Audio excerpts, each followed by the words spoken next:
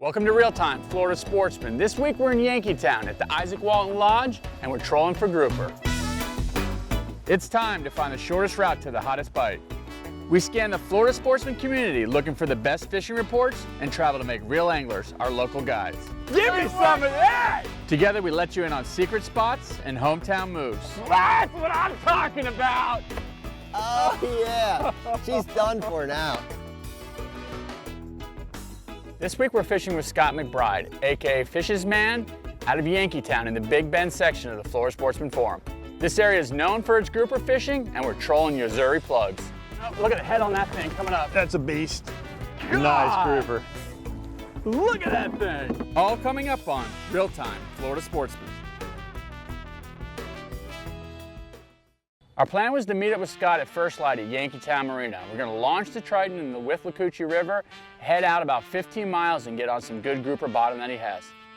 Nice cool morning. Yankeetown, Big Bend region of the Florida Sportsman Forum. Yes, sir. Scott McBride. What was your forum name again? Fish's Man. Fish's Man. I've been seeing it on your post. You've been killing the grouper. And it's December 1st. We have a couple days left open of gag grouper season, so we're gonna definitely try to get some table fare. Yes, Riverside Inn where we're staying, they promised us they will cook us a dinner. We won't forget if we bring them back some fresh grouper. Very nice. So we got a task ahead of us. And you can see right here the limestone that we're gonna be looking for. That's pretty impressive. It's just that hard bottom, and they just orient to that hard bottom. Yes, those fish they're all about that structure. They like the nooks and crannies. Notice in that lime rock, there's a lot of voids, cavities, a lot of places for fish to hide, a lot of food. So that's what they orient themselves on. So if we can get those big plugs over top of that stuff, I think we'll see some good action today. This is fun. We'll see if we can let them try to yank the rods out of the rod holders. They try hard. Heading out to the mouth of the Gulf, you can see the beauty of this area. Now this is old Florida. Old cypress trees, old moss oak trees, and you can see these limestone outcroppings, and this is exactly what the fish are holding on offshore. All right, so a 15-mile run, let's point it west. Let's go. Let's do it.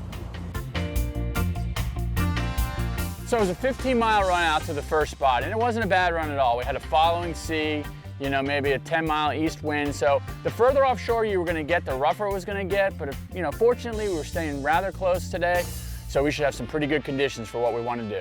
So pretty easy fishing, 15, 20 feet of water, deep lip plugs. We're trolling them on these new fathoms. Braid's important, right? Cut through the water, get them down deeper. It does. It makes it. You can probably get another 5 to 10 feet of depth out of these plugs. These are I think we got on 120 right now, 130 footer, and we're gonna see what works. So pretty simple. I got 80-pound braid on here, spider wire 80-pound, a section of 60-pound fluorocarbon leader. We're just gonna troll over these spots that we marked. So these are just little rock outcroppings that we're looking for. We motored around a little bit, we kind of figured out where we wanted to be, what the current was doing, and then we got rigged up and ready to troll. So if we can try to get the boat up current of the structure, try to probably go in with the waves, I think we end up getting more hits that way. Okay. It's a lot more natural presentation, I think, when you do that way. You actually get the fish, you get that bait running from the fish. Okay. Fish tend to orient themselves into the structure, so. All right, well, let's get these out. How far back do we want these? Pretty far, a couple hundred feet. If you're not bumping occasionally, you're probably not doing it right. You want it close. If you can keep it within several feet of the bottom, that's wonderful. We like to keep the boat speed between 4 and 5 miles an hour. My favorite's right around 4.5. So we're just trolling over rock piles, limestone rock piles? That's all this is? That's all it is. We're looking for limestone outcrops down here, and boat just passed over the first one, so let's hope we see some action here in a second. So it takes a little bit to get everything dialed in. Every plug's gonna swim differently, every boat tracks differently, moves through the water differently, and it took us a little bit. Soon what we discovered was we had to go a little bit slower. We're going too fast, and these plugs were riding up in the water column, and really what you want is these things digging on the bottom. Every now and then you want to see that plug bouncing on the bottom, because you want these groupers to come out of those rocks and hit onto these plugs. So once we got it dialed in, we had the plugs at the level we wanted them to be, we knew it wouldn't take long, we're gonna get a bite. There's one. There we go. All right, don't put it neutral. All right.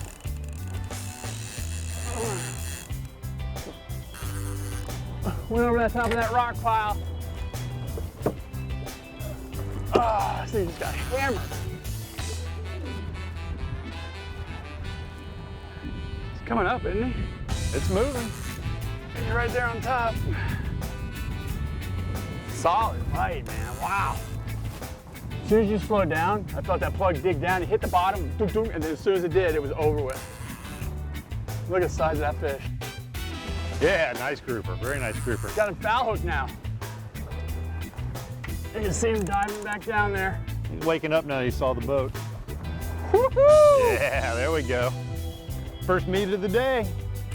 That's a full-grown grouper right there. Wow, what a fish. Wow. Look at that, man. He came up and swatted at that thing. Nice, very nice, very nice. Look at that. We got over that rock pile. He said be ready, and I was. And man, he came up and hammered it. That's a perfect size. That's the size you've been getting? Yeah, that's you know, we've been getting them a little bigger than that. That one's probably pushing 30 inches right now. That's a good fish. We'll get them a little bigger than that. Hopefully we'll get a couple of them bigger than that today. This one's going on ice. He's going to the Yeti. Let's eat him tonight. This segment is brought to you by Triton Boats by Earl Bentz. We take America fishing.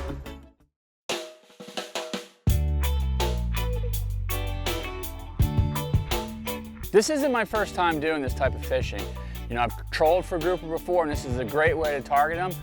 But you know, in the past, you had to weed through a lot of smaller fish, and I tell you, these are big grouper. I was holding onto that rod when that thing came up and hit. You think you got the bottom. I thought I had the world. Thought I had me a piece of Florida. I had me a piece of grouper. And I guess it really matters too, the diameter of the braid that you're using. The heavier braid obviously is gonna, you know, not cut through the water as well and run them a little higher. What size braid do you usually use? I typically use either 50 or 60 pound braid. I think today we're actually running, there we go. Fish on, oh, may have bumped bottom. Oh, maybe a fish loaded up on it? It's There, fish. There we go. Can't even get out of the rod holder. Ah. Yeah, there we go. That's a good fish.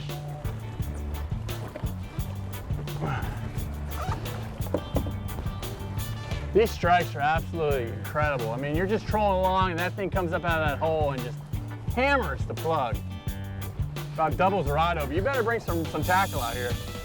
It's unbelievable how powerful these fish are and what it takes to get them out of those holes. I mean, if you immediately pop the gear the boat out of gear when you go over these rocks, yeah, you're gonna half lose the time they'll run you right back down into the structure.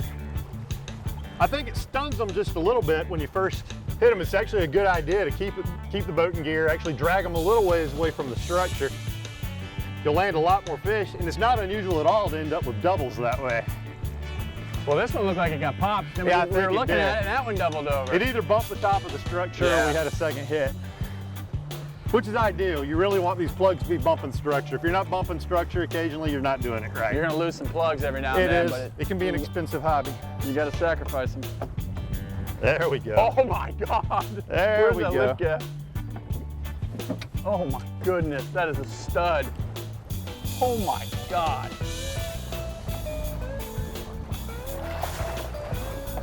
Oh, Nice. Jesus! 15 miles outside of Yankeetown. I tell you, the East Coast, we have grouper fishing, but we don't have the bottom that you guys have over here. You No. have such a vast amount of that bottom that holds these fish. This one fish will fill up a gallon bag of fillets. Well, I bought a couple gallon bags, so let's put them in the Yeti. Nice. Now this is a full-grown grouper. East Coast, West Coast, I don't care. This is a quality fish. This is a grouper gag over 30 inches. I wasn't expecting this kind of quality. I packed the 160 Yeti for this trip. I thought I was being safe bringing that. I can barely get these fish into this cooler. You know, we got that one off the rocks a little bit. We had pushed away and then it got bit. Absolutely. I think sometimes they actually chase the plug for a bit before they'll hit it. I mean, you remember these things are moving, almost 4 miles an hour. And they're having to come off the bottom to actually get to it. And you think the presentation as well, which way you head, up current, down current, can have something to do with it as well? I really like traveling with the current. I think if those plugs go over their head, it actually appears to be a bait fish running from them. So that, you know, it kicks in that predatory instinct. I think there's days we come out here and you can catch grouper after grouper doing what we're doing today. You can drop a live bait down or dead bait down, some kind of natural bait, and you want to get ahead. But they can't stand those plugs running over their heads. So it's, you know, that was the case a couple weeks ago. Is this better at a certain time of the year? Is this fishery a certain time of the year? Or is this year round? This is pretty much a winter fishery. These gag grouper, they're here year round. I've dove on these rocks enough over the years to know these fish live on these rocks year round. I often hear the locals say, oh, the fish migrate out to deeper water. I don't think that's the case at all. It's just very difficult to compete with all the natural bait that's out here during the summer. Oh, I see. These same rock piles are just loaded with bait. And when you cut these grouper open at the end of the day, they're stuffed with that bait. It's very difficult to compete with that natural bait. Grouper are heavily regulated fish. You know, and you really have to pay attention to when the season's open and closed. We had a couple days left of this season. We were fishing in federal waters, and actually the federal waters and state waters, they can differ. So you have to really check the internet, see what the local regulations are, you know, when the seasons are open and closed. But we were allowed 2 fish per person, and the size limit is 22 inches. All right. Another one on. We weren't even to the pile yet. The smaller fish. Not as big as the ones we got before, but we'll take him. So I really think that one of the keys to the success we're having today catching these fish is we're on small, isolated rock piles. These are, you can come out here on a Saturday, you're not gonna see 20 boats anchored up on these rocks. They're small. This is just stuff I happened to find. I was coming in from further offshore one day. We happened to notice some small rocks in the area, and we marked them. That was back in the warmer months. Now we come out here in the winter time and we're taking advantage of the grouper being more active in the cooler months. And look at that. There you go, just a baby. They call that a baby over here. Most people will be happy to get that one. Actually, that's probably right at the limit. I say we let him go. I think we can do better. Cool. Let him go. We're right on top of the rock pile right now. This segment is brought to you by Eagle Claw Trocar, the sharpest fish hooks in the world.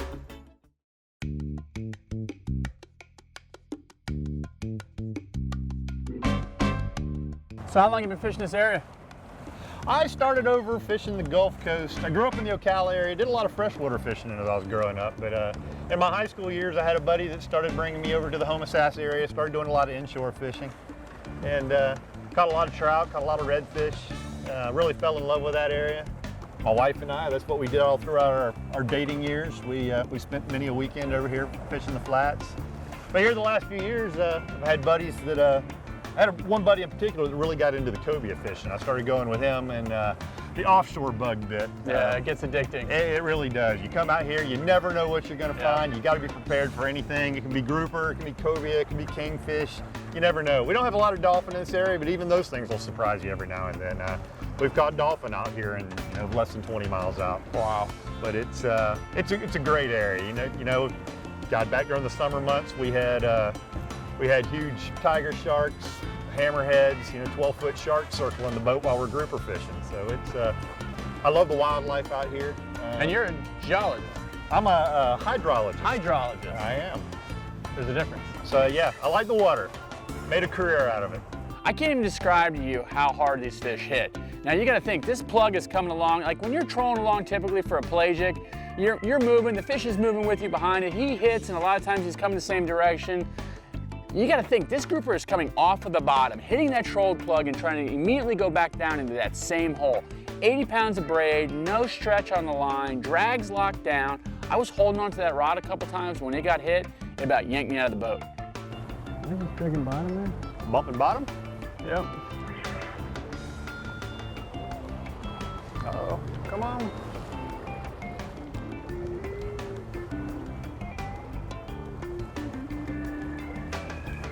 There he is. There he is. God, I was digging bottom and I thought about maybe I should get it off the bottom.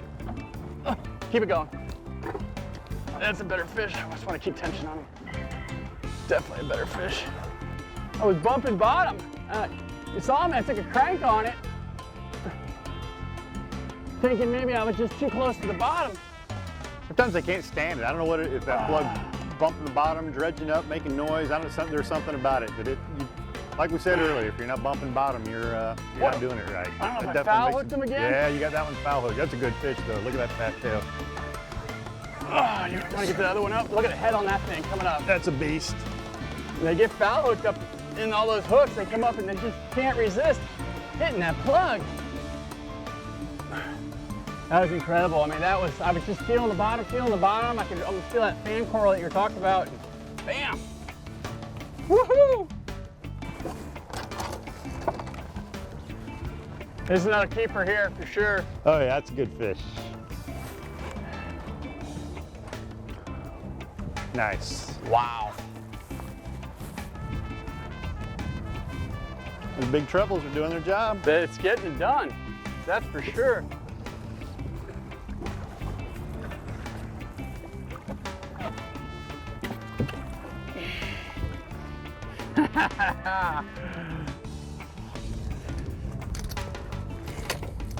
It's just a solid fish. Bouncing the bottom with that plug. That thing was digging the bottom and he just came up and hammered it. Yo-Zuri's getting it done. They certainly are. Man, Liking that orange and gold. that's a good eating fish right there. 2 per person. One more to go. We're almost there.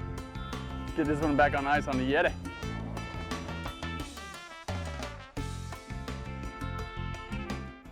This segment brought to you by Wiley X, absolute premium protection.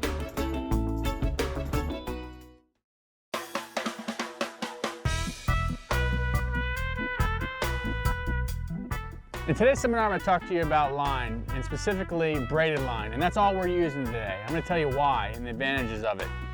You know, out here trolling for grouper, this is a 60-pound braid. It has a thinner diameter than monofilament. If I were to come out here with monofilament and try to cut through the water at a trolling speed, this lure would probably only swim at half the depth that is going with this braided line. Another great advantage about this braided line, it has 0 stretch.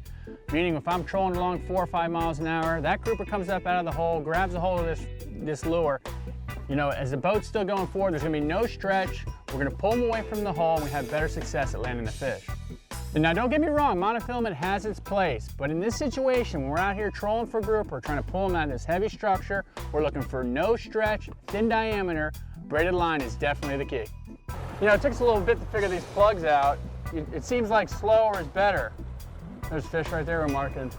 You think the faster you go, the deeper they go, but it's not the case. We slowed down and got these plugs to really dig. That's when we started getting the bites. About 4 miles an hour. If you go much more than that, they actually come up shallower. And you don't get close enough to the structure. You don't end up with nearly as many strikes as if you... Yeah, look at us marking some good fish. Yeah, there we go. Yeah, another pile. Now we're catching gags today. Do you ever catch reds doing this? Once in a blue moon. It's not an everyday thing. No, they don't go for the diving plugs. Actually, the guys I know that are pretty good at catching red grouper like to use downriggers and grubs with a heavy lead head. For some reason, they tend to prefer that over the swim baits. Yeah, that's a good one. Oh, double header. Oh, double. Still there? Oh, no, that's a fish. That's a fish. Oh, that's a good one. That's a damn good one. Yeah, that one got whacked. This one just got hit and missed it. I'm not even getting any line on this guy yet. Man, this thing is just weight. Solid, huh? Yeah, this is a solid fish. He's coming up.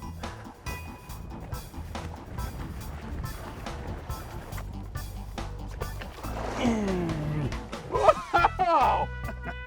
Oh my God, 24 feet of water, Yankeetown in the Big Bend section of the Florida Sportsman Forum. Scott, I'll tell you what, man, those Yo-Zuris did the trick today. They most certainly did. Quality fish. You know, it's not even noon yet. It's 10:30, we were done with a limited grouper. Limited grouper. Quality fish, every one of them. Beginning of December, I'll tell you what, Riverside Inn said they're gonna cook this up for us. I'm ready for dinner. God. Taste it now. What an incredible fishery. Nothing finer than grouper fresh out of the Gulf. We're Eating gonna the try same it. day it's caught, you're gonna love it.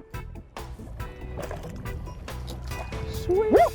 Real time, baby. That's what it's about. Yes. You know it's been a good day when you gotta move the ice around in the Yeti to fit the fish. I've had worse problems. Good job, man. All right, man. Wow. Woo! We headed in early, got cleaned up, and it gave me an opportunity to really kind of explore Yankeetown. This town is really small, 660 residents. You know, undeveloped, hopefully never gets developed. Everybody knows everybody. This is what old Florida's all about. We had the most fantastic hosts at Riverside Inn. You know, this is an old building, the Isaac Walton Lodge. You know, it has a lot of history. This place had burned down at one point, was rebuilt. It's a great place to stay right on the water, you know, and our plan was for them to cook our catch.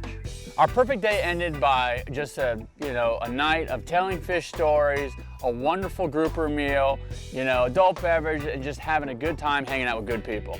This is my first trip to Yankeetown, and it was a wonderful experience. Absolutely incredible fishing, that small town feel that you can only get in this section of Florida, a great co-host, and our accommodations at Riverside Inn were first class. I discovered Yankeetown through seeing Scott's post on the Florida Sportsman forum, and I recommend this as a location for everybody to travel to. And there are tons of other fisheries and destinations for people to discover on the Florida Sportsman community.